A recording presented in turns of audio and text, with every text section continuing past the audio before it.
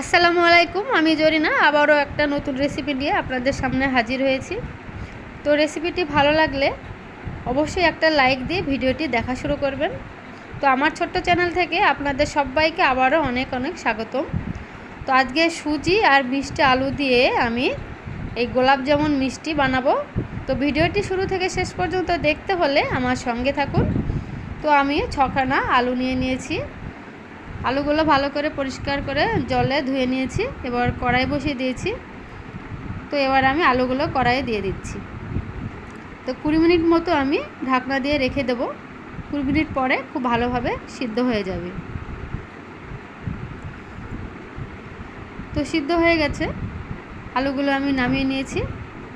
আবারও কড়াই বসিয়ে দিয়েছি। এবার আমি শুকনো করে সুজিগুলো ভেজে নেব। ঘি বা বাটার ছাড়াই আমি সুজিগুলো ভেজে নেব। সুজি ভাজা হয়ে গেছে, এবার আমি জল দিয়ে দিচ্ছি। জল দিয়ে আমি অনবরত নাড়তে থাকবো, কেননা তলায় লেগে যেতে পারে।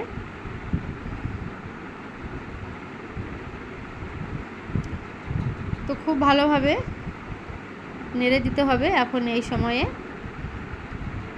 তো সুজি অনেকটা ঘন হয়ে এসছে।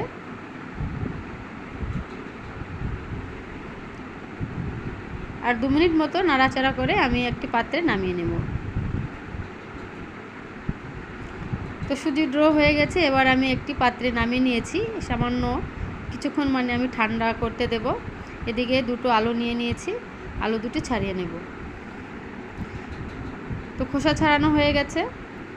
এবার আমি আলু দুটোকে খুব ভালোভাবে হাতের সাহায্যে চটকে চটকে মেখে নেব। এবার সুজির পাত্রে চটকানো আলু আমি ঢেলে নিচ্ছি।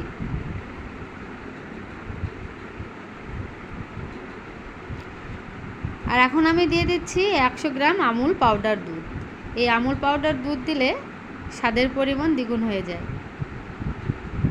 তো এখন আমি খুব ভালোভাবে মেখে নেব।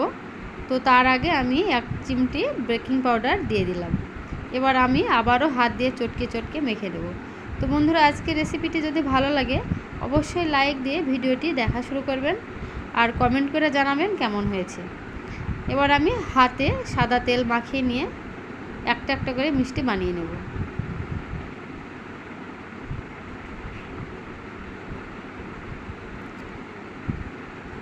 তো আমি পরপর মিষ্টিগুলো সব বানিয়ে নেব।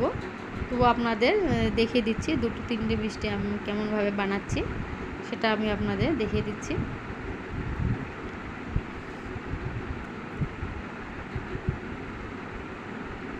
তো সবগুলো বানিয়ে নিলাম।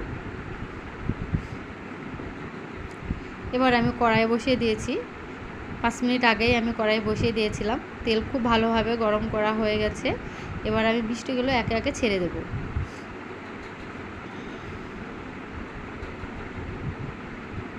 প্রথমে তেল খুব ভালোভাবে গরম করে নিতে হবে, তারপর মিষ্টিগুলো ছাড়ার পরে কিন্তু মিডিয়াম আগুনে ভেজে নিতে হবে। তো ভাজা হয়ে গেছে, আমি তুলে নিলাম। অন্যদিকে আরেকটি কড়াই বসিয়ে দিয়েছি। এবার আমি 2 বাটি চিনি দিয়ে দিলাম। ওই বাটিরই 2 বাটি জল দিয়ে দেব।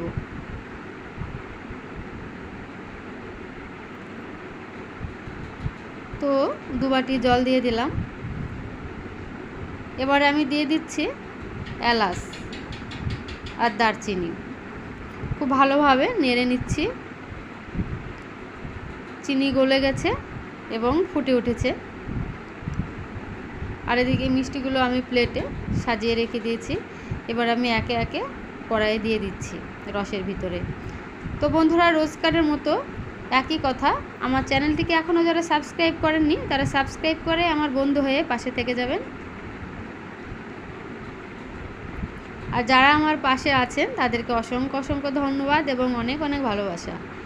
এবার আমি ঘন্টা 2 ঢেকে রেখে দেব। তো 2 ঘন্টা পর ফিরে আসলাম বন্ধুরা। সুন্দর কালার হয়ে গেছে, দেখতেই পাচ্ছেন। চিনির রসে দেওয়ার পরে কিন্তু কালারটা আসে। এবার আমি কেটে দেখিয়ে দিচ্ছি। তো কত সুন্দর ফুলেছে, ভেতর একদম ফাঁপা। দেখিয়ে দিলাম, দেখেই বুঝতে পারছেন। মিষ্টিটা কিন্তু খেতে দারুণ হয়েছিল, আমার তো ভীষণ ভালো লেগেছিল। আপনারাও বানিয়ে দেখবেন। সামনে ঈদ, অনেক রকম মিষ্টি রেসিপি নিয়ে আমি আসবো। ভালো থাকবেন, সুস্থ থাকবেন।